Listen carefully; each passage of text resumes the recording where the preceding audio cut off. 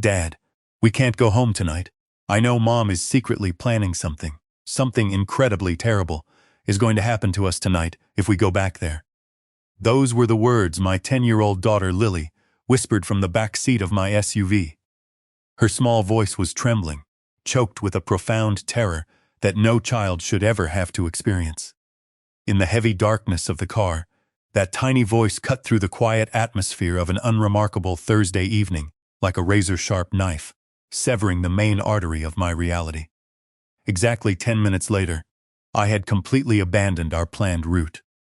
I forcefully pulled the heavy vehicle over, killed the engine, and parked in the shadows 3 houses down from my own driveway. In that pitch-black space, illuminated only by a distant streetlight, my heart hammered relentlessly against my ribs. Every nerve in my body was paralyzed by an overwhelming horror I never could have prepared myself for.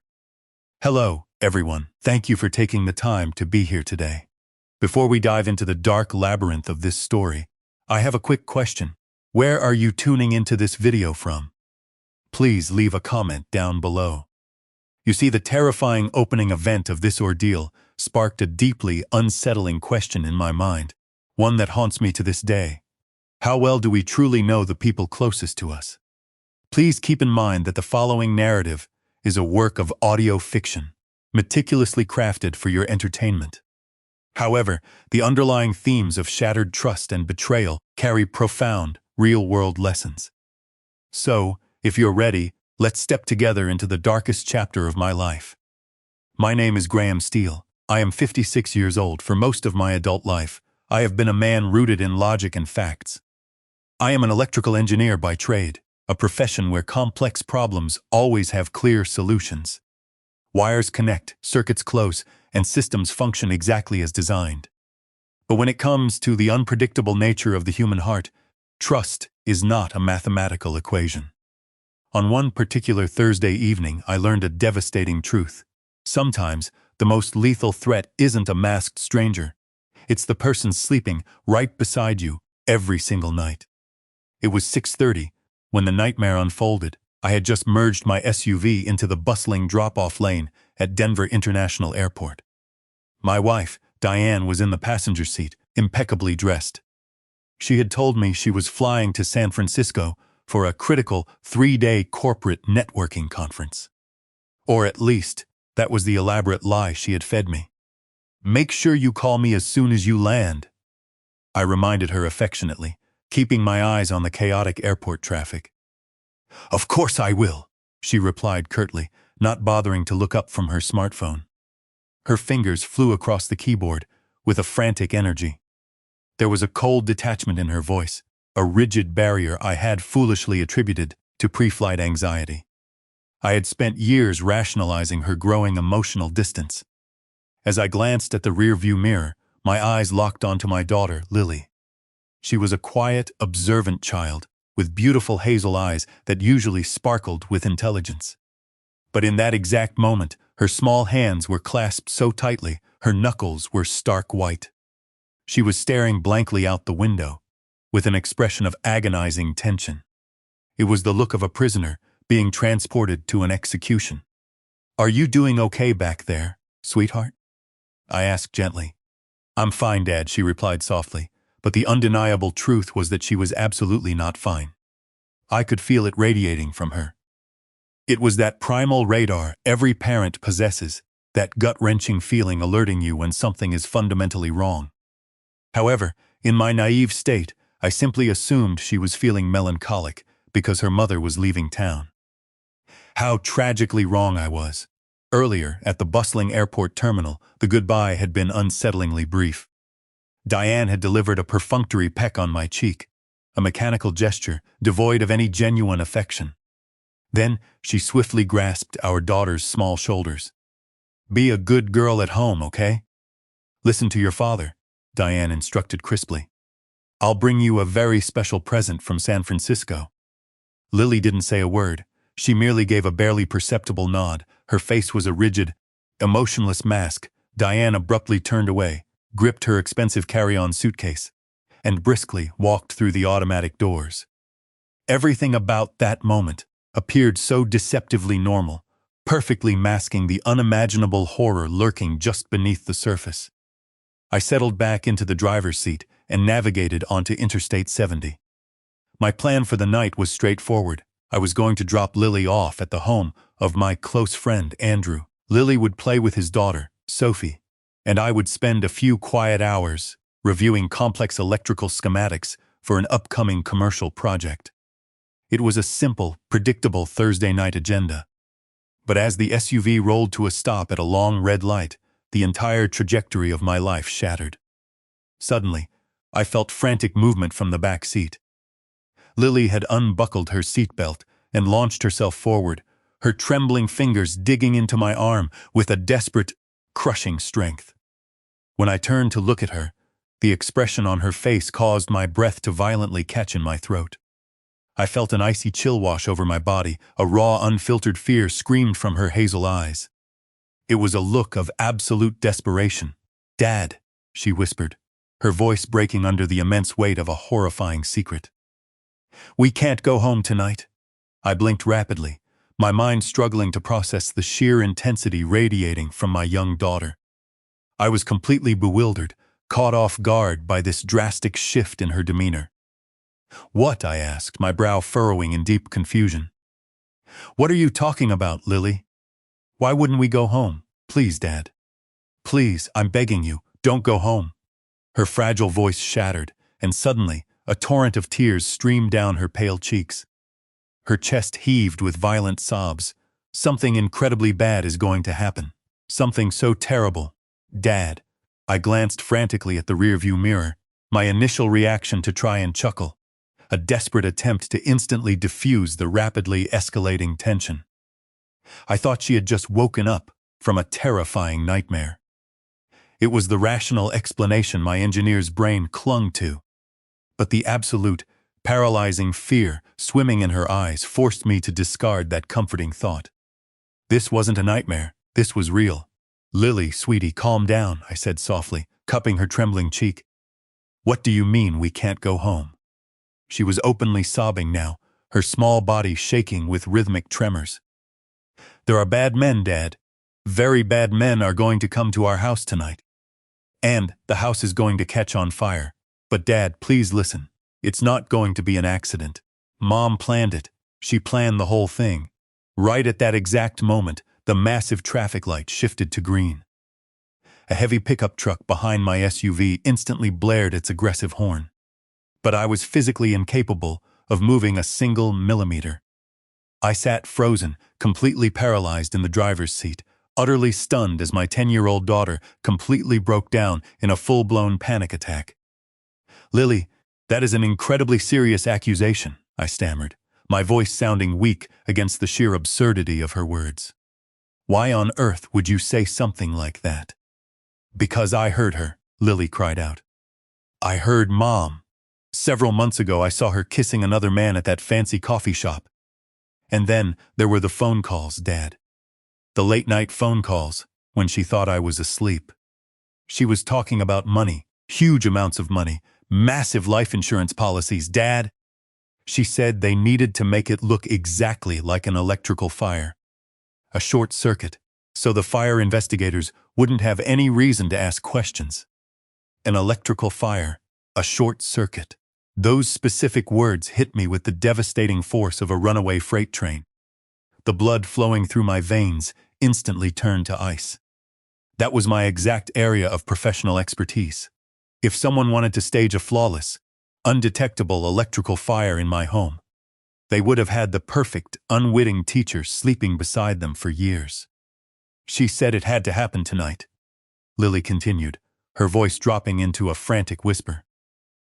"She told him it had to happen tonight while she was far away in San Francisco, so she would have the perfect alibi. Please, Dad, we cannot go back to that house." Another loud, angry blast from a car horn pierced the air. But all that external chaos was completely muted. The only thing I could hear was the terrified voice of my daughter, telling me that the woman I had been married to for 19 long years, the woman who had stood beside me through 11 agonizing years of devastating infertility struggles, was actively trying to kill us. This same woman was meticulously plotting our gruesome deaths with cold, calculating precision. Every logical synapse in my highly analytical brain screamed to reject this absurd narrative. Wives did not casually hire arsonists to burn their families alive. But then I looked at Lily. I saw the desperate, pleading way. She was looking at me, begging me to finally believe her. Begging me to finally pay attention after years of being so deeply buried in complex electrical blueprints that I had become blind to the toxic reality rotting inside my own home. And then, with a sickening clarity, something fundamental inside me snapped into place. I sharply cranked the steering wheel, aggressively pulling the heavy SUV onto the narrow shoulder of the road. I slammed the gear shift into park, killed the engine, and twisted my body to face my daughter. "Lily," I began, intentionally keeping my voice deep and remarkably calm, reaching across the console to firmly take both her trembling hands. "I believe you." Her tear-streaked face instantly crumpled in a profound wave of sheer relief. You really believe me, Dad?" "I believe you," I repeated, giving her hands a solid squeeze. "We are not going home tonight, but we are also not going to your Uncle Andrew's house." She sniffled. "Then where are we going to go?" "We are going to drive right back to our neighborhood," I answered, my engineer's brain slipping into operational overdrive as I calculated the logistics. "But we are not going to step one foot inside that house. We are going to find a safe, concealed vantage point. And we are going to wait. If those men show up, we will call the police." I checked my side mirrors and steered directly toward the quiet streets of Cherry Creek. The glittering Denver skyline shone brightly in the distance, completely oblivious to the fact that a cold-blooded sociopath had meticulously arranged for a double homicide. The familiar streets of our upscale neighborhood were draped in silence as I slowly turned onto our main road. Our neighbors were settling into their predictable routines. I drove the heavy vehicle at a creeping pace past our stately colonial home. The front porch light was blazing brightly, illuminating Diane's prized flower beds. I didn't stop. I glided past our driveway and parked in a heavily shadowed spot beneath a massive oak tree, exactly 3 houses down. I killed the engine and switched off the headlights. The entire street was swallowed by a thick, heavy silence.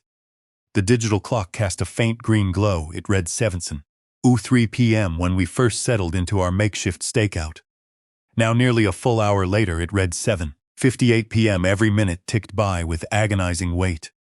I sat in the cramped back seat right next to Lily, one arm wrapped tightly around her trembling shoulders, my eyes intensely locked on the front facade of our home. We were waiting for the monsters to arrive. "Dad," Lily's voice finally broke the suffocating silence, barely louder than the gentle rustling of the leaves outside the window. "I need to tell you something else." I reluctantly tore my intense gaze away from the brightly lit facade of our home and looked down at my daughter. In the dim, pale illumination cast by the distant streetlights, filtering through the dense foliage, her face appeared unsettlingly mature, far older than her 10 short years of life. It was as if the sheer trauma of the past hour had forcibly aged her, stripping away the innocent veneer of childhood. "What is it, sweetheart?" I asked softly, bracing myself for another blow. She drew in a long, shaky breath, her small chest rising and falling unsteadily. "I didn't just accidentally overhear Mom talking on the phone. I mean about that man, about Brett. I didn't just see them kissing at the coffee shop 6 months ago." My chest instantly tightened, as if an invisible iron vice had been clamped around my ribs. "Where else did you see them, Lily?" They were sitting at a table in the very back of this fancy coffee shop near the Cherry Creek Mall. Her voice choked on the words, thick with unshed tears. "And Dad, it wasn't just a friendly kiss on the cheek, it was a real kiss, a romantic one." Those words struck me with the brutal, physical force of a sledgehammer to the gut. The sheer weight of the betrayal was suffocating. Yet I desperately fought to maintain a calm, steady exterior for her sake. And what happened next? I was so scared, I ran away as fast as I could before she even had a chance to spot me. Lily continued, her voice trembling. But when we finally got home later that night, she already knew. She came into my bedroom after you had fallen asleep. She closed the door tightly behind her. She looked at me with this awful, cold expression. She told me that if I ever breathed a single word about what I had seen to you, it would completely destroy our family. She said, "Your father will be devastated, and it will be entirely your fault, Lily. Do you really want to be the person responsible for tearing this family apart?" Dear God, the absolute monstrous cruelty of it all. She made me promise, Lily went on, her voice finally shattering completely as she buried her face into my side. She forced me to swear on everything I loved in the whole wide world that I would never, ever open my mouth and tell you. She said, she told me that you would instantly blame me for keeping it a secret from you for so long. I pulled my daughter tightly against my chest, crushing her in a fiercely protective embrace. Inside me, a terrifying, violent storm of pure, unadulterated rage and agonizing heartbreak was aggressively tearing me apart. The woman I had married, the woman I had devoted the last 19 years of my life to, had coldly and systematically manipulated our own 10-year-old daughter. Diane had callously weaponized a vulnerable child's innate fear of abandonment to conceal her own filthy, sordid affair.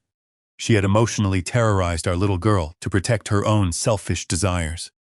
"Lily, look at me," I commanded gently but firmly, waiting until her tear-filled hazel eyes finally met mine in the darkness of the car.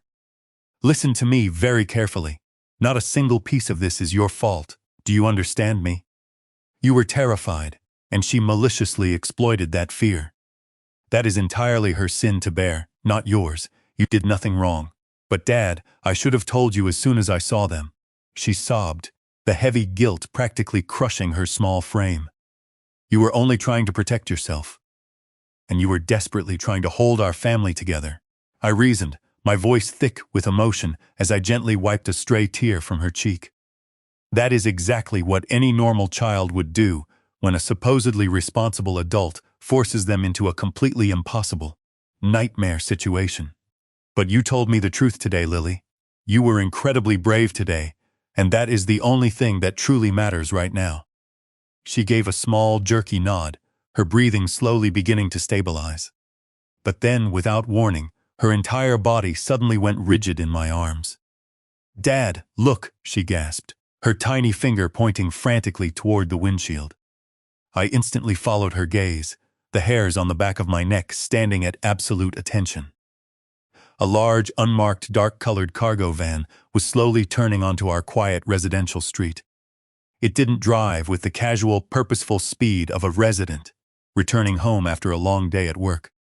It crept forward at an agonizingly slow pace. It moved with a sullen, predatory menace, prowling down the asphalt like a hungry predator, carefully stalking its prey in the tall grass.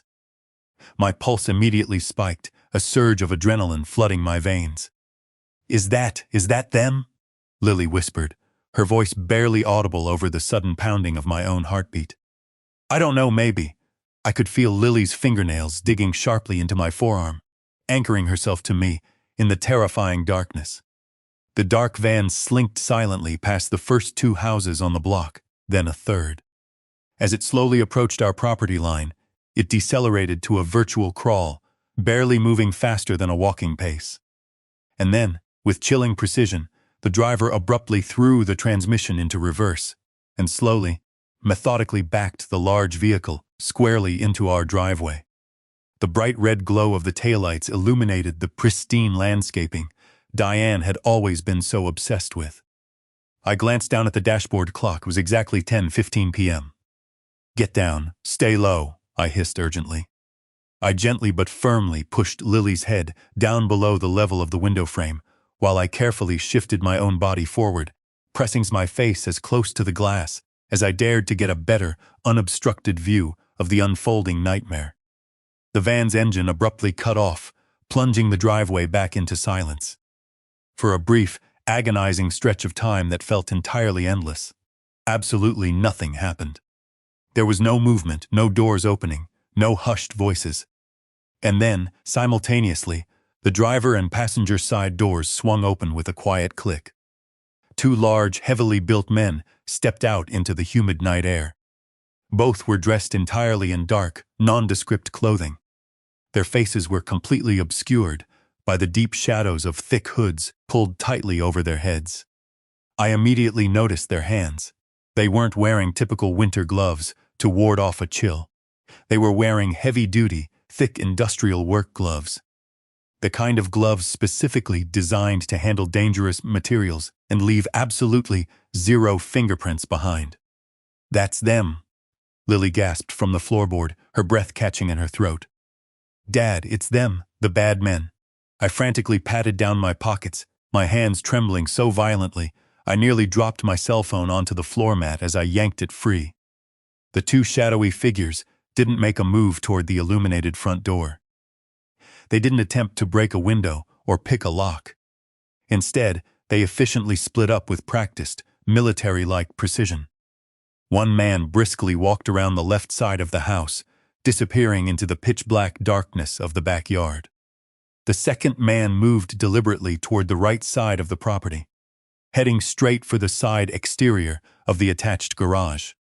I quickly punched in the numbers 911, my thumb hovering nervously over the bright green call button. My eyes were completely glued to the man crouching low near the garage. He was hovering dangerously close to the exposed foundation of the house, right where the main electrical junction box was located. The other man had vanished completely from sight, swallowed by the shadows of the backyard. I finally pressed the call button. The line rang twice before a calm, professional voice answered. 911, what is the exact nature of your emergency? I forced myself to speak in a low, steady baritone, desperately suppressing the panic threatening to choke my words. There are two unidentified men currently breaking into a residential property located at 2445 Maple Street in the Cherry Creek neighborhood. I have reason to believe they are actively preparing to commit arson. Please send the fire department and police immediately. Sir, can you please provide your name and... I instantly ended the call. No names, no contact information, nothing that could easily be traced back to my exact real-time location.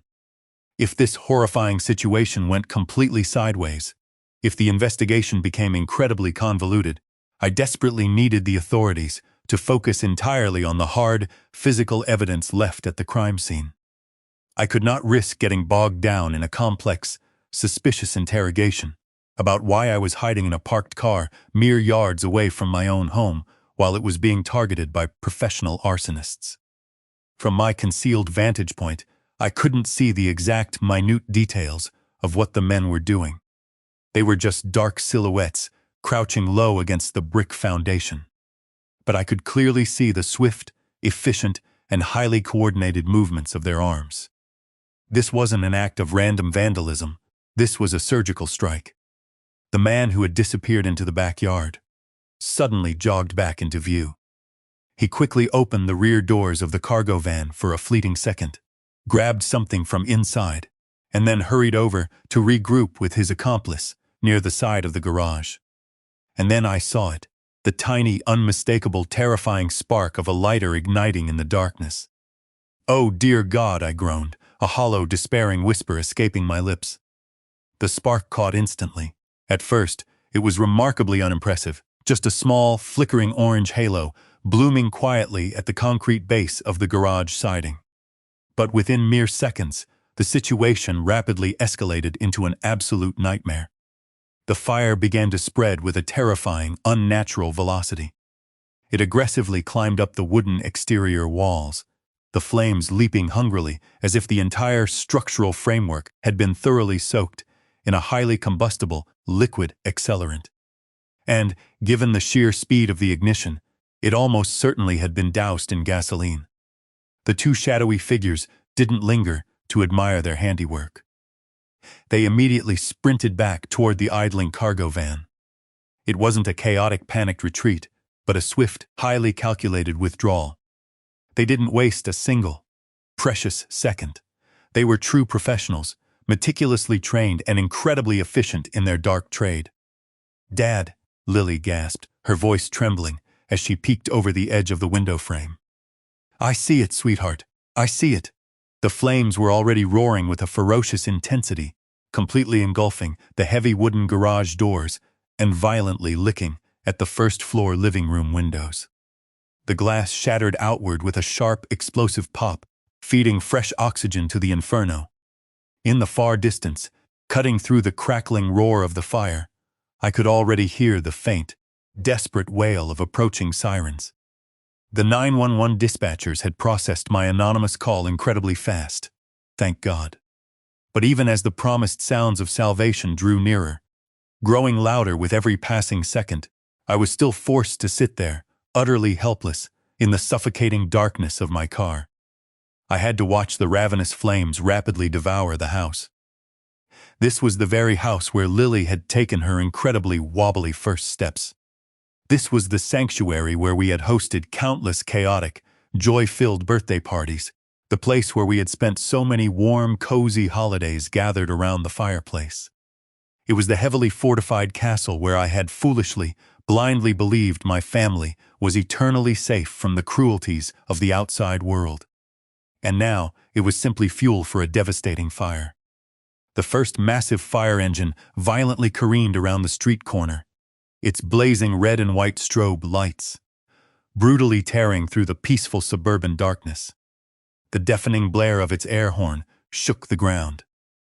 Entire families of neighbors began pouring out of their adjacent homes, standing barefoot on the cool pavement in their pajamas. The glowing screens of dozens of cell phones were raised high in the air as they frantically documented the tragedy, their voices rising in a panicked, chaotic chorus of shock and disbelief. The cool, crisp night air was rapidly tainted by the thick, acrid stench of destruction, the nauseating smell of charred, smoking timber violently clashing with the harsh, chemical odor of melting asphalt shingles. I instinctively pulled Lily closer, pressing her small body firmly against my chest. I could feel her entire frame shuddering with every silent, agonizing sob that racked her small body. "We're safe now," I whispered gently into her tangled hair, my eyes never once leaving the chaotic scene unfolding 3 doors down. A small army of heavily geared firefighters was urgently scrambling out of the massive red truck, frantically unspooling long, thick canvas hoses. "You saved us, Lily. You were incredibly brave, and you saved both of our lives tonight." She buried her tear-soaked face deep into the fabric of my shirt. "I was so scared. I was so incredibly scared that you wouldn't believe me, Dad." "I believe you, my sweet girl," I reassured her, resting my chin on top of her head. "I believe you completely and absolutely." By 10:45 p.m., our previously quiet, perfectly manicured residential street had been completely transformed into a deafening, chaotic war zone. Multiple fire engines and emergency response vehicles completely blockaded Maple Street. Massive, high-powered floodlights swept back and forth, piercing through the dense, suffocating columns of thick black smoke billowing violently into the night sky. Firefighters bellowed urgent, tactical commands to one another as they battled the ferocious, raging inferno that was desperately trying to consume the entire structural integrity of my home. The small crowd of neighbors huddled together the sidewalks, their faces painted with expressions of profound shock and deep, empathetic sorrow. I was still sitting quietly in the SUV, securely holding Lily in my arms when a sudden, ear-piercing screech violently ripped through the heavy atmosphere. A vehicle was hurtling down the street at a terrifying, reckless speed. It aggressively swerved around the front bumpers of the parked fire engines before violently slamming on the brakes. The tires aggressively skidded across the asphalt, emitting a harsh, deafening squeal that momentarily drowned out the roar of the fire. It was a silver Honda SUV, Diane's car, the exact same vehicle that at this very moment was supposed to be securely parked in the long-term parking lot of Denver International Airport. "Stay right beside me," I firmly instructed Lily as I pushed the heavy car door open. We carefully stepped out of the vehicle and into the chaotic, flashing lights of the street. Diane practically exploded out of the driver's side door, launching herself out of the vehicle as if she were being relentlessly pursued by a pack of wild wolves. She looked absolutely, genuinely hysterical, her normally immaculate, perfectly styled hair was a disheveled, chaotic mess wildly flying around her face. Her elegant, expensive designer blazer was wrinkled and haphazardly thrown on.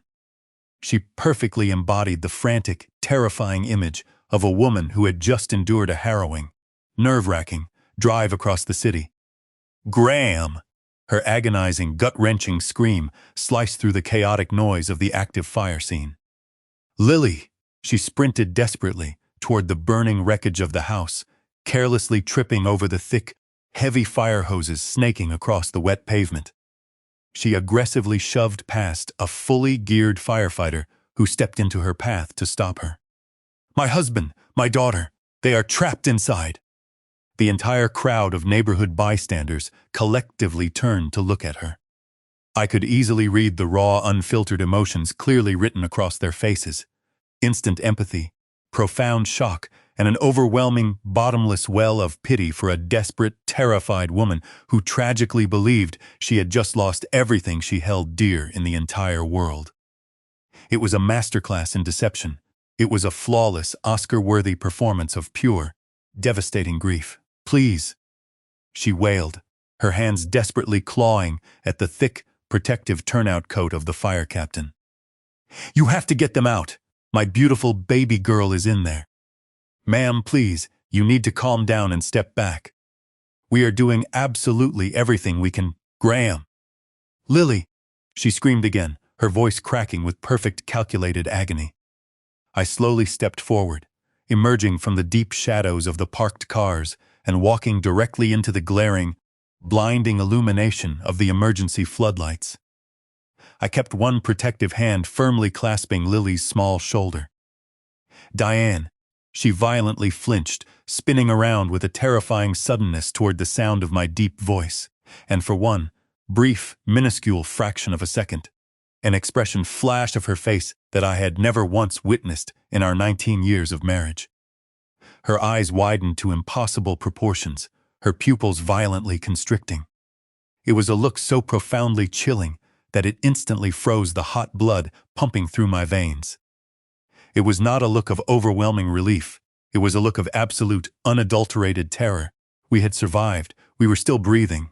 Her meticulous, cold-blooded plan had failed completely and disastrously. But in the very next blink of an eye, that horrifying expression completely vanished, seamlessly replaced by the next act in her elaborate, twisted play. A torrential flood of tears erupted from her eyes. She clamped both hands tightly over her mouth in a display of profound, overwhelming shock. "Oh my God! Oh, thank God you are alive! Both of you are alive!"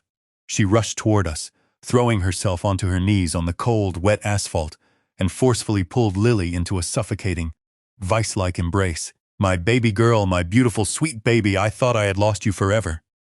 Lily stood as rigid and stiff as a wooden board, completely unresponsive.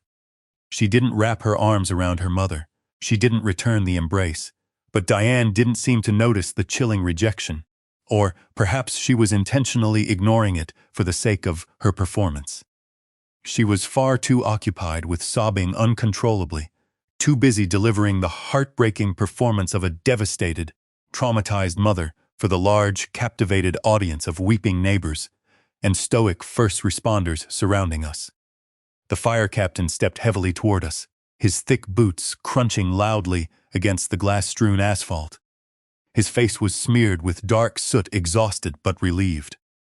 "Sir, I'm Captain Martinez. I am incredibly glad to report that there are absolutely no casualties. We have thoroughly swept the premises. There was absolutely no one inside the structure when the primary ignition occurred." "That is because we were not at home," I replied, with an unsettling, icy calmness that starkly contrasted with the chaotic environment. Diane slowly released her suffocating grip on Lily and tilted her tear-streaked face up to look at me. She bored her eyes deeply into mine, a desperate, intensely probing look, searching for any hint of suspicion or hidden knowledge. "Graham, you were supposed to put Lily to bed early tonight. You specifically told me you were going to be home all evening, working on those electrical blueprints." I maintained my voice at a perfectly flat, neutral, and entirely unremarkable pitch. I didn't let a single tremor of emotion bleed through. Lily suddenly had a massive craving for ice cream. So the two of us hopped in the car and drove down to the parlor on Colfax Avenue. After that, we just kept driving around the city for a long time. She wasn't feeling very sleepy. It was a brilliantly simple lie. A mundane, everyday occurrence that happens constantly in ordinary households. But under the harsh, flashing glare of the emergency strobes, I watched closely as the color completely drained from Diane's face, leaving her looking like a pale ghost. "Ice cream," she repeated slowly, the words tumbling awkwardly from her lips, as if they were a foreign language she couldn't comprehend. "Yes, ice cream," I confirmed, giving Lily's small hand a firm, reassuring squeeze. "And it turns out to be incredibly lucky that she had that craving."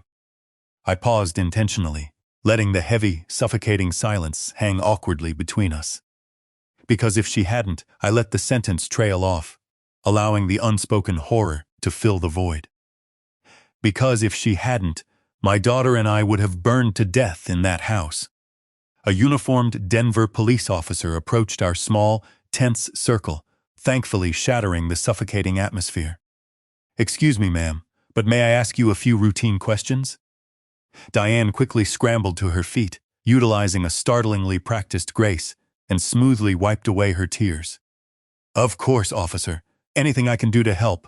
We were previously informed that you were supposed to be traveling out of state this evening." The officer flipped open a small, spiral-bound notepad. "Can you please explain why you are currently present at the scene?" My flight was unexpectedly canceled. Her voice cracked with perfect, emotionally devastated timing. It was a flawless delivery. A last-minute mechanical failure on the aircraft. The airline informed us the next available flight wasn't until early tomorrow morning, and was just so exhausted. I missed my family. I simply wanted to come home and sleep in my own bed.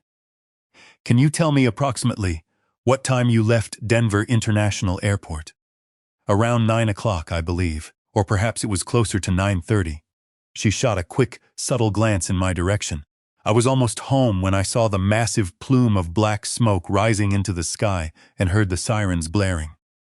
My maternal instinct just screamed at me that something terrible had happened. Another absolutely perfect, highly plausible answer. It was entirely logical. It could easily be verified by a quick call to the airline dispatch, because I had absolutely no doubt she had meticulously prepared an ironclad excuse, perhaps even booking a fully refundable ticket on a flight she knew was prone to delays, just to solidify her alibi. I stood there with my hands casually stuffed deep into my pockets, silently observing her expertly weave this intricate, sophisticated web of lies. And in that moment, a chilling, terrifying realization washed over me. This woman had meticulously planned the brutal murder of her own family with the exact same obsessive attention to detail and flawless execution that she utilized when planning her high society dinner parties. And now, even though her primary plan had failed catastrophically, she was rapidly improvising, adapting to the new reality, and continuing to play her role with chilling perfection.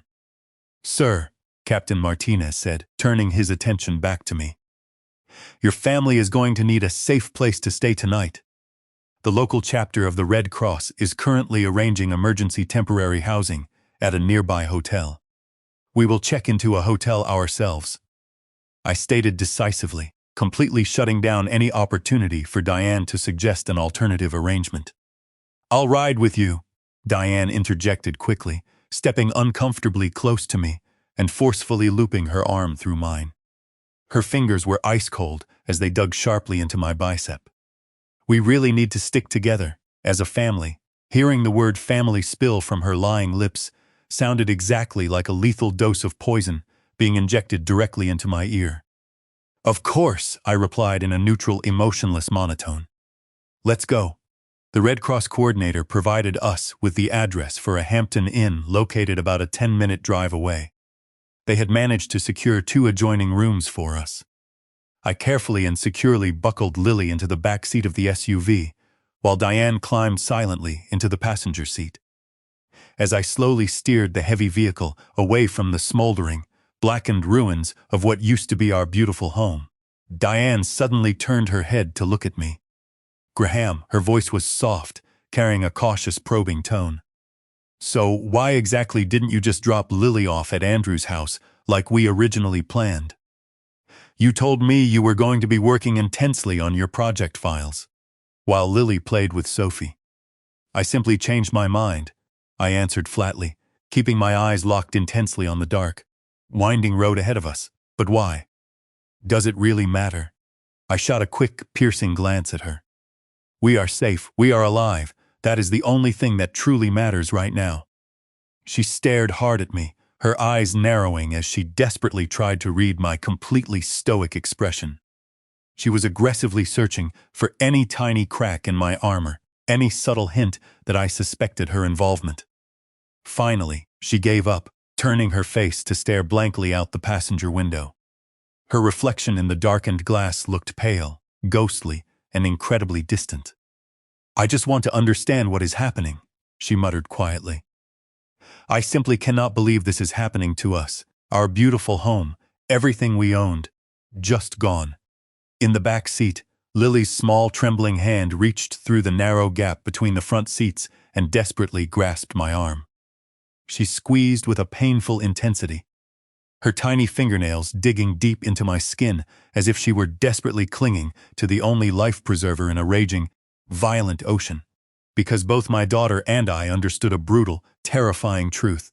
The most dangerous part of this waking nightmare was far from over. It was only just beginning.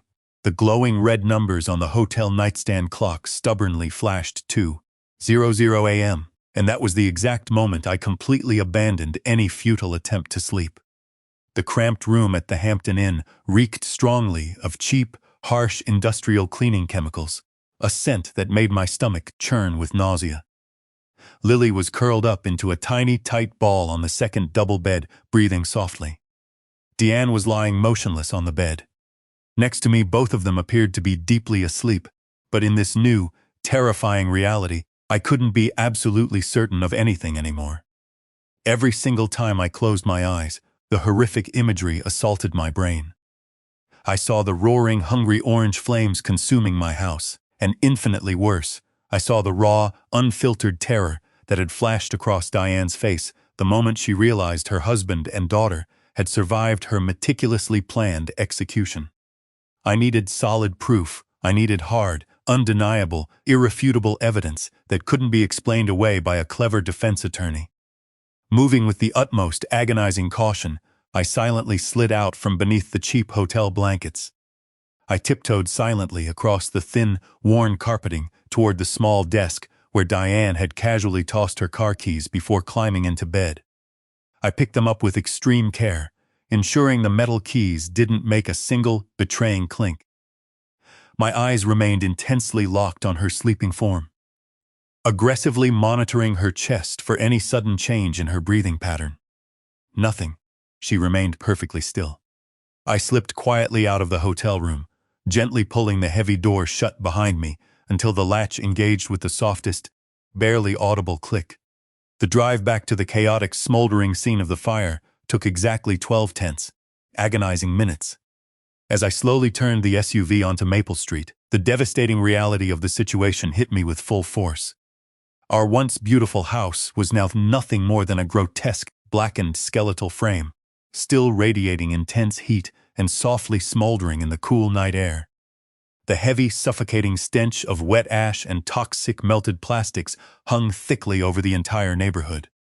And there, parked perfectly still on the curb, was Diane's silver Honda, resting exactly where she had haphazardly abandoned it during her spectacular, tear-drenched, theatrical performance earlier that evening.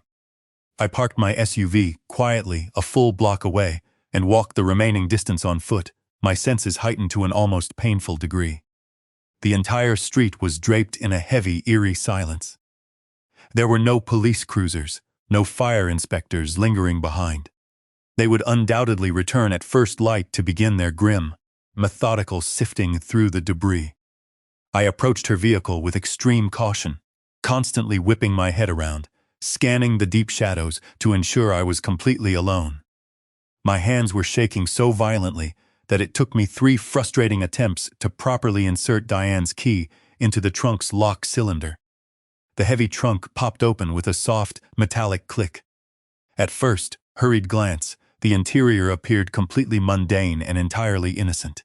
A few reusable canvas grocery bags, a standard red first aid kit, a heavy set of jumper cables. But I knew Diane far too well. I knew how her devious, calculating mind operated. If she had intentionally hidden incriminating evidence, it would be masterfully camouflaged in a location that was deeply obscure yet instantly accessible when required. I reached down and forcefully yanked up the heavy felt carpeting that concealed the spare tire well. And there it was, nestled securely in the dark recess, a cheap, blocky, prepaid burner phone, the kind of completely untraceable device, favored by criminals attempting to evade surveillance. I grabbed the small device and pressed the power button, holding my breath. The small, low-resolution screen flared to life, illuminating the darkness of the trunk. Thankfully, in her arrogant confidence, she hadn't bothered to set a passcode lock. I navigated straight to the text message inbox. The very first thread of messages I opened caused the blood to completely drain from my face and pool heavily in my boots. Unknown number, 65K. Diane. I will transfer half up front, the remaining half upon absolute confirmation. Unknown number. What about the kid? Diane. Acceptable collateral damage. Collateral damage, my beautiful, innocent daughter, my precious Lily. Brutally and casually downgraded by her own flesh and blood mother to a cold, heartless military term. It was an unfathomably callous, psychopathic dismissal of a child's life. A wave of profound physical nausea crashed over me so violently that I had to grip the rough edge of the trunk with both hands just to stop myself from collapsing onto the pavement. My breathing became ragged and shallow.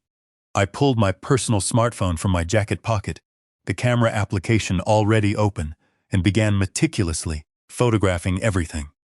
I documented every single text message, ensuring the timestamps and the crude dialogue were captured in crisp, high-definition clarity. Every word was a devastating nail in her inevitable coffin. I didn't stop there. I dug my hands even deeper into the cramped, dusty space beneath the spare tire. Hidden flat against the cold metal chassis, completely obscured by the burner phone, was a thick, manila folder. I pulled it out and flipped it open under the dim trunk light. Inside were highly detailed, professional electrical blueprints of our house. They were the exact same complex schematics that I had personally drafted and finalized nearly 3 years ago during a major renovation. My distinct, bold signature was still clearly visible in the bottom right corner of the title block. However, someone had meticulously added supplemental information to my original designs. Written entirely in Diane's familiar, elegant handwriting, the margins of the blueprints were heavily annotated. These weren't simple notes. They were deeply technical, sophisticated observations, pinpointing specific electrical overload vulnerabilities. She had meticulously highlighted exactly which specific circuits could be intentionally bridged to trigger a catastrophic short, detailing how to manufacture a cascading series of electrical failures that would perfectly mimic a tragic, accidental house fire. She had spent hours studying my professional blueprints, as if they were a step-by-step instruction manual for murder, absorbing enough highly specialized engineering knowledge to expertly coach her hired arsonists on exactly how to incinerate our home while ensuring the entire blame fell squarely on a hypothetical flaw in my own electrical design. The profound, agonizing irony of the situation made me feel violently ill. I methodically photographed every single page of the heavily annotated blueprints, carefully adjusting the focus on my camera to guarantee that her damning, handwritten notes were captured with absolute, undeniable clarity. Continuing my desperate search through the folder, I uncovered a stack of life insurance policies. A quick glance at the header dates revealed that they had all been significantly updated and heavily modified a mere 3 months ago. A sickening memory suddenly surfaced in my mind. I vividly recalled absent-mindedly signing a thick stack of paperwork without bothering to read the fine print, completely and foolishly trusting Diane when she casually whispered in my ear that our family's coverage simply needed a routine upgrade. The numbers printed on the glossy paper were staggering. A comprehensive life insurance policy for Graham Steele, for $5 million, a secondary life insurance policy for Lily Steele, $650,000. A premium property replacement policy for the house, $7 million, and listed clearly as the sole, exclusive beneficiary across every single document. Diane Steele, the total consolidated payout in the event that both Lily and I perished in an accidental fire, nearly $7 million. That was the exact calculated monetary value she had placed on the lives of her husband and her only child.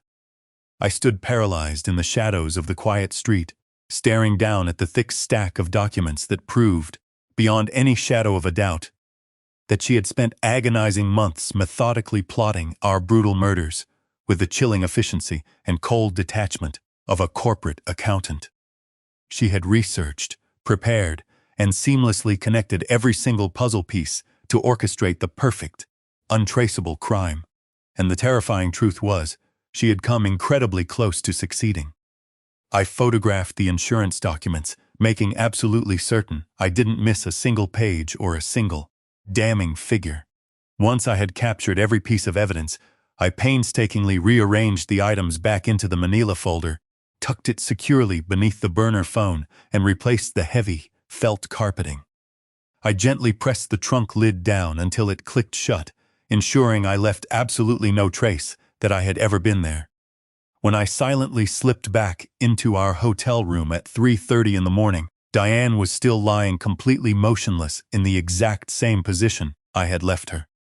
She was either genuinely experiencing the deep, peaceful sleep of the dead, or she was delivering a masterful performance. I didn't return to the bed. Instead, I bypassed the sleeping area entirely, walked straight into the small, cramped bathroom, locked the heavy wooden door, and slumped down heavily onto the freezing, hard tile floor. Under the harsh, sterile glare of the fluorescent bathroom lights, I began mindlessly scrolling through the horrific gallery of photos on my phone, reviewing the evidence again and again. The cryptic text messages confirming the hit, the complex engineering blueprints, vandalized with her murderous handwriting, the multi-million-dollar insurance policies. Every single image was a screaming testament to a premeditated, highly sophisticated murder plot. I thought about the woman sleeping peacefully mere 20 feet away, on the other side of the door. The woman I had loved passionately and unconditionally for 19 long years. The woman who had held my hand as we waded through the agonizing, soul-crushing hell of an 11-year IVF journey. Desperate to create a family, I desperately tried to reconcile the image of that loving, devoted wife with the image of a cold-blooded, calculating assassin who could casually type the phrase, acceptable collateral damage, when referring to her own flesh and blood. It was an impossible task. The cognitive dissonance was deafening. Perhaps, throughout all those years of marriage, I had been blindly sharing a life with an absolute stranger. Suddenly, the screen of my phone vibrated in my palm. It was a text message from Barbara Grant, a highly respected defense attorney and a fiercely loyal, old friend of my late father. Her message was characteristically brief and direct. I can't sleep either. If you need to talk, call me anytime, day or night. My thumbs flew across the digital keyboard, composing a desperate reply. I need your help, Barbara. Can we please meet first thing tomorrow morning? It is an absolute critical emergency. Her response arrived almost instantaneously. My office. 7 a.m. sharp. I will be waiting for you. I placed the phone face down on the cold floor tiles and stared blankly at my own trembling hands. I hadn't realized when they had started shaking again. Tomorrow morning, I would present this mountain of irrefutable evidence to Barbara. Tomorrow, we would begin plotting our counter-offensive. But for tonight, I simply sat in the suffocating silence of the dark hotel bathroom, finally surrendering to the bitter, horrifying truth that I had spent the last few hours desperately trying to deny. My wife had intentionally and methodically tried to slaughter me and our daughter for a massive payout. And now I possessed the concrete evidence required to lock her away in a concrete cell for the rest of her unnatural life. By 9 a.m. on Friday morning, I had forged a ruthless decision. After enduring a night, completely devoid of sleep, staring relentlessly at irrefutable evidence of my wife's plot to slaughter me and our child, one terrifying fact was clear. I could not handle this catastrophe on my own. I desperately needed specialized assistance. I left Diane at the hotel with Lily, delivering a hastily fabricated excuse that I urgently needed to handle some insurance paperwork. As I spoke, Diane studied my face with intense, probing eyes, but I kept my facial features completely locked down. Decades of high-stakes presentations before corporate boards had taught me how to perfectly mask the chaotic thoughts racing through my brain. Now, I was sitting rigidly in a plush chair inside Barbara Grant's downtown office. Barbara had been my late father's closest confidant and most trusted legal advisor for over 30 years. At 65 years old, she possessed a pair of incredibly sharp eyes that seemed capable of seeing straight through concrete walls. When my father passed away, she had pressed her business card into my palm, stating, "If there ever comes a day when you need help, you call me immediately." Today, I was cashing in on that solemn promise. Her sprawling corner office was situated on the 15th floor of a sleek skyscraper. She had ruthlessly cleared her entire morning schedule the second she received my desperate 3:30 a.m. text. "Tell me everything, Graham," she instructed, folding her hands on the desk. Start from the very beginning. I recounted the sheer horror of Thursday evening. I told her about Lily's chilling warning, how I parked in the suffocating darkness, and how I watched, in paralyzed terror, as two men systematically set my home ablaze. I described Diane's sudden, dramatic appearance at the scene when she was supposedly in California, and recounted the fleeting look of pure horror on her face when she realized we had survived. Finally, I pulled out my phone and showed her the photographs. Barbara's expression remained stoically unchanged as she methodically swiped through the images. She absorbed the burner phone texts, reading the words, "acceptable collateral damage," without blinking. She examined the blueprints defaced with Diane's murderous instructions and scrutinized the heavily updated insurance policies promising a $7 million payday. Despite her neutral expression, her manicured fingers gripped the edges of my smartphone with white-knuckled intensity. "This is attempted murder in the first degree," she announced, her tone as hard as granite. "It is a meticulously calculated attempt to assassinate both you and your young daughter. That is, in addition to conspiracy to commit massive insurance fraud and arson. Graham, if we can successfully prove these allegations in court, your wife is looking at spending decades behind bars." "If we can prove it," I repeated. "The evidence right here is overwhelming. It is highly compelling, yes." She paused, placing my phone down. "But we are going to need more than this. We need something so concrete that it leaves zero room for reasonable doubt. We need a direct, uncoerced confession. And how exactly are we supposed to get a confession from a psychopath?" Barbara calmly picked up her desk phone.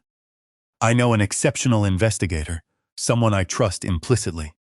20 minutes later, Detective Carlos Mendoza strode into the office. He was a powerfully built man approaching 50, with calculating brown eyes that seemed to categorize my entire existence instantly.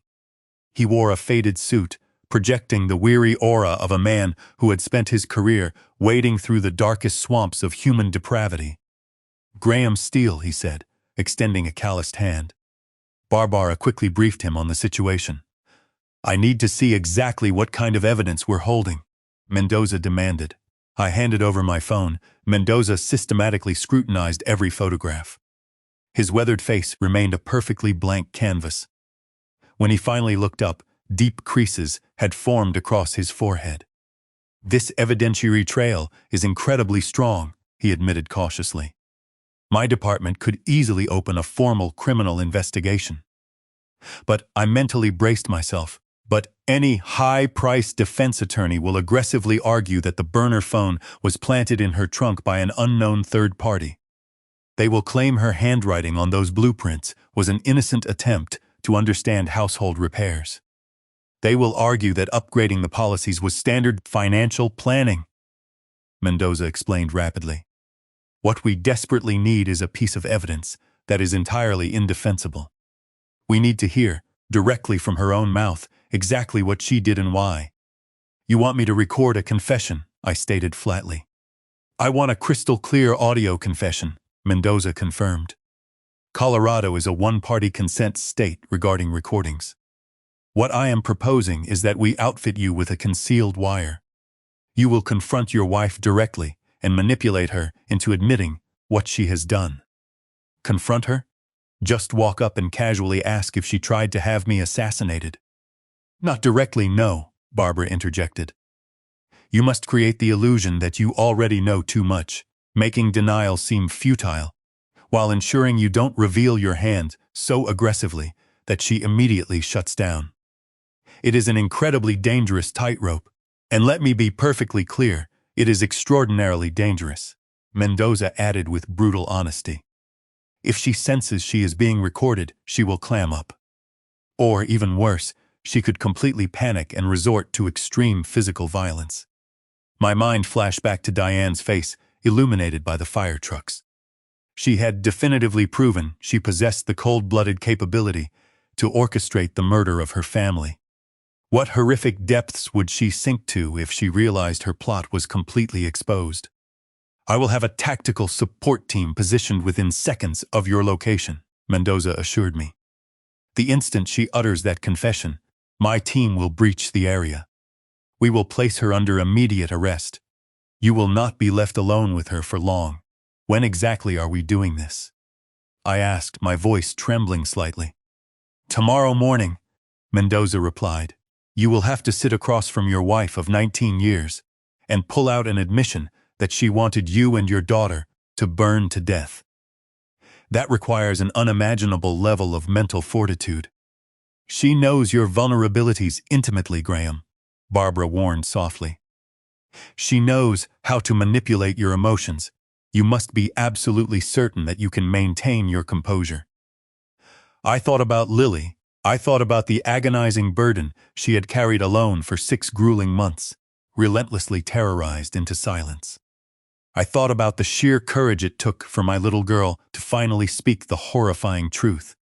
If my 10-year-old daughter possessed that kind of undeniable bravery, then I had absolutely no excuse. I locked eyes with Detective Mendoza. I can do it.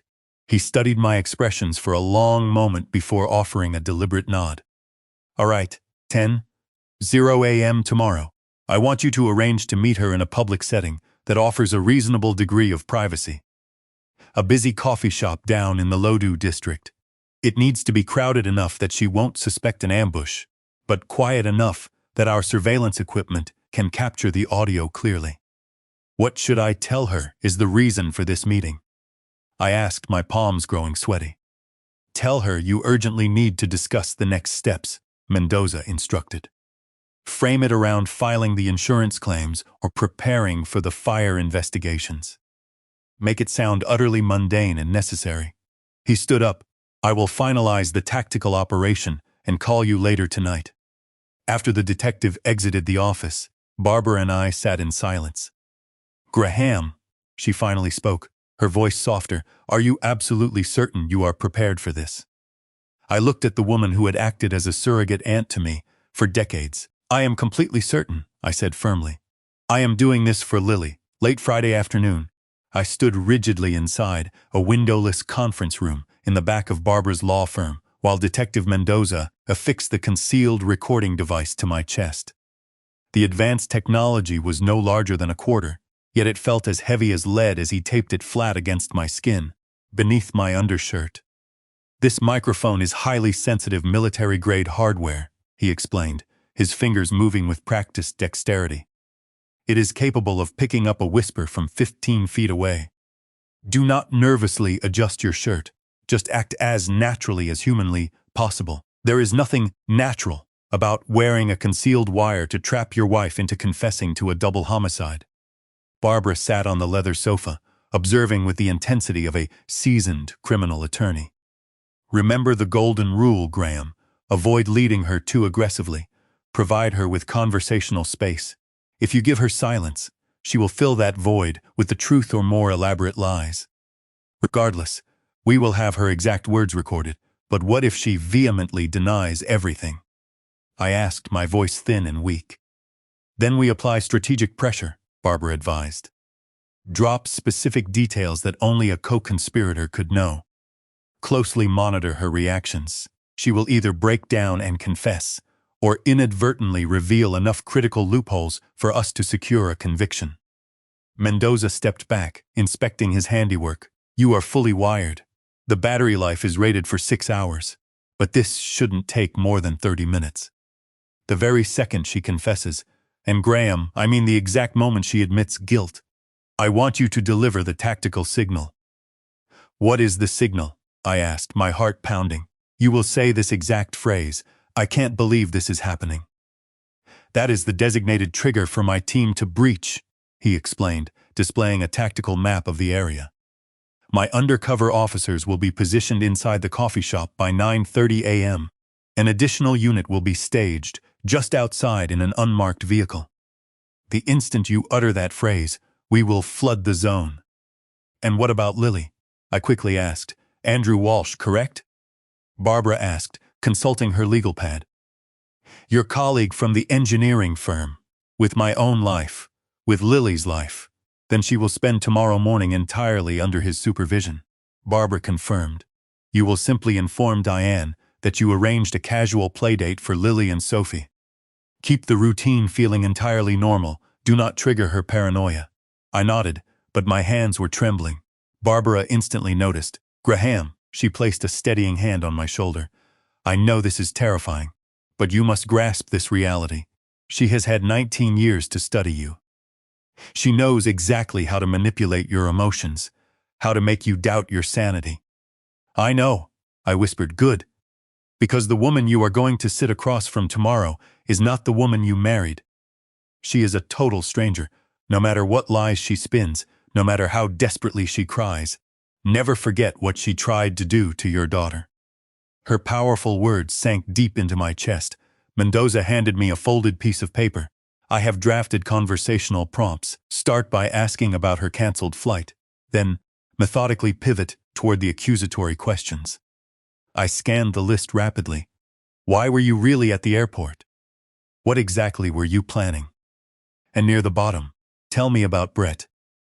Who the hell is Brett? Mendoza asked sharply, noticing my visceral reaction. He is the man Lily saw her kissing at a coffee shop over 6 months ago, I revealed quietly. He is absolutely a critical part of this. He has to be the co-conspirator. Excellent. Mendoza nodded, his eyes gleaming. Weaponize that information. Drop his name unexpectedly. Watch exactly how she reacts. We spent the next 2 hours running through every conceivable scenario. What if Diane abruptly walked out? What if she became physically violent?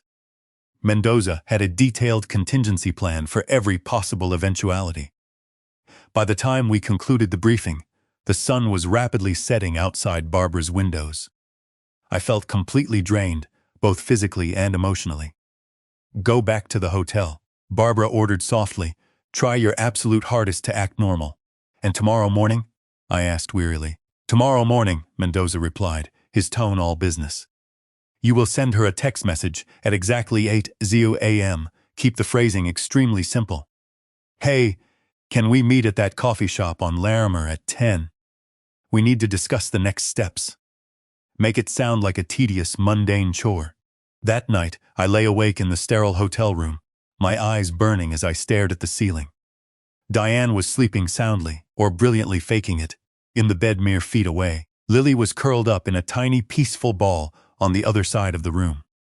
At exactly 7:45 a.m., I typed out the text message, copying Mendoza's instructions. Hey, can we meet at the coffee shop on Larimer at 10? We need to discuss the insurance and next steps. Just the two of us. I hit the send button. Her reply chimed a mere 3 minutes later. It was just a single, chillingly brief word. Okay. I stared blankly at that tiny, insignificant word glowing on my phone screen. 2 simple letters. Yet they carried the crushing weight of either a grand jury indictment or a permanent death sentence. I turned my head to gaze upon Lily, still deeply submerged in peaceful dreams. It was my solemn duty to bring this nightmare to an absolute end. This was the very last night I would ever perceive Diane as my wife. 10 a.m. on Saturday. The bustling coffee shop on Larimer Street was packed with the typical weekend brunch crowd.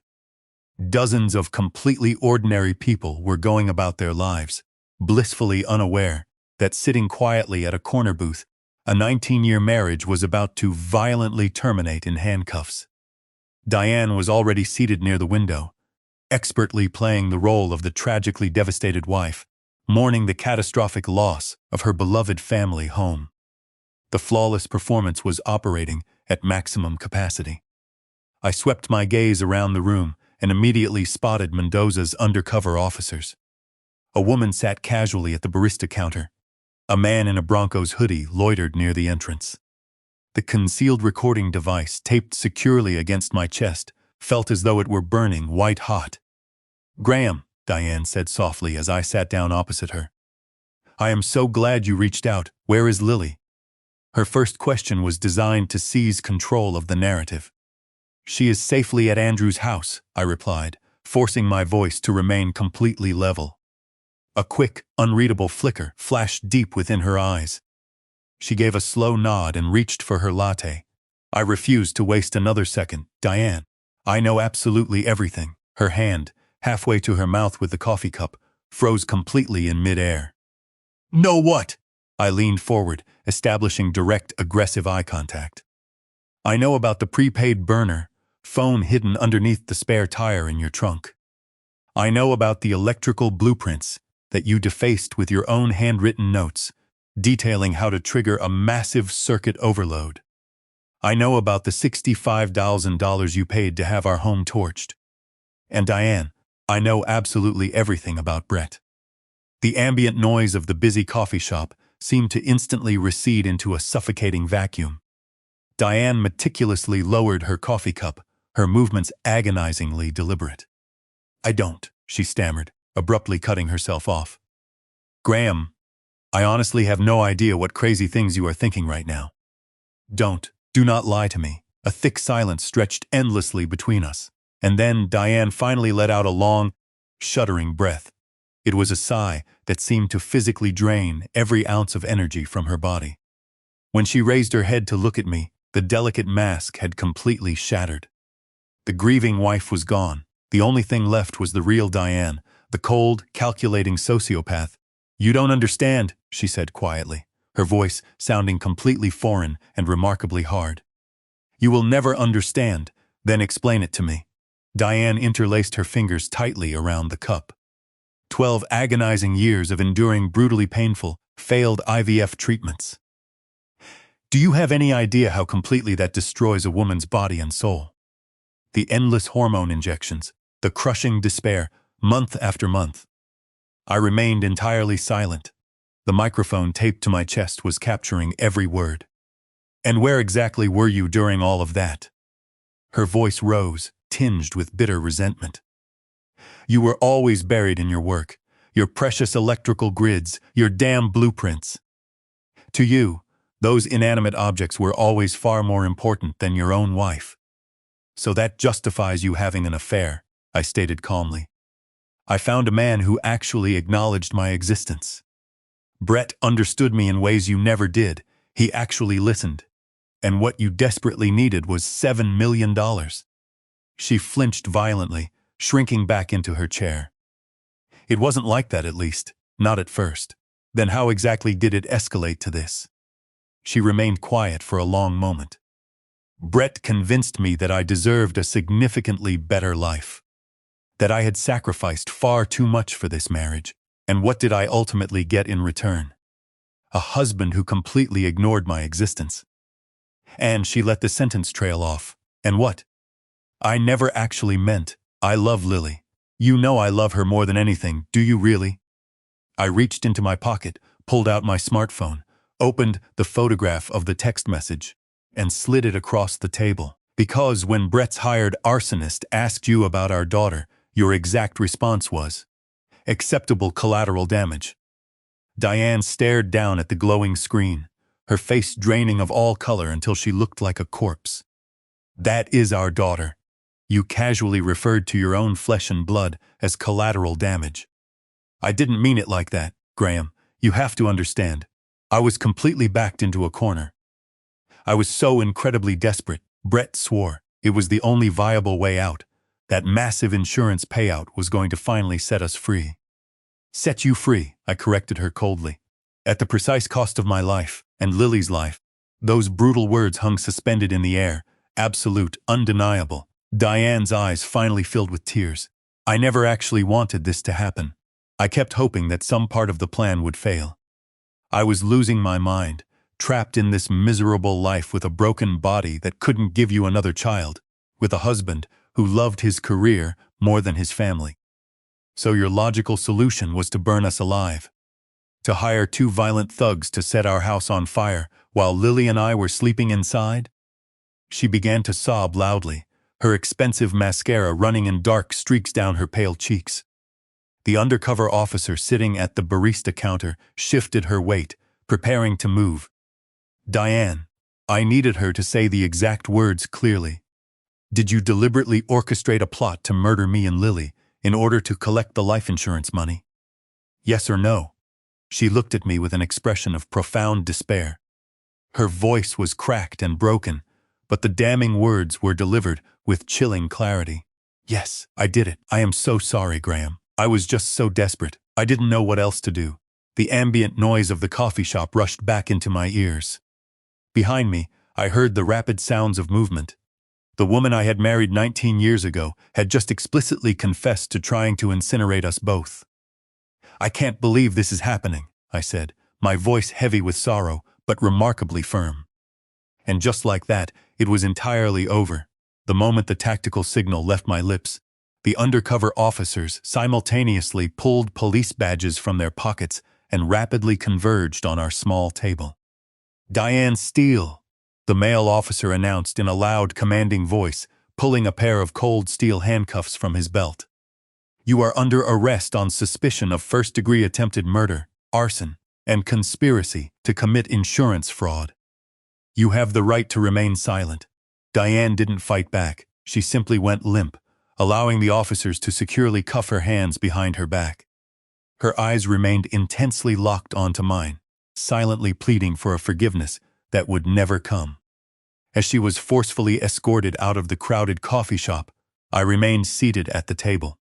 I touched my chest, feeling the steady rhythm of my heartbeat beneath the hidden wire. The comfortable life I had known was reduced to ash, but when I thought of Lily, I knew with absolute certainty that I had successfully protected the most valuable asset in my world. A house can burn to the ground, an insurance policy can promise millions, but there is absolutely nothing more precious than the truth and the beautiful, unbroken life of my daughter. Thank you so much for listening to my story. Please, always keep your eyes wide open and observe the people closest to you, because sometimes the most terrifying monsters hide flawlessly behind the most familiar, loving masks. Don't forget to hit the like button and subscribe to the channel.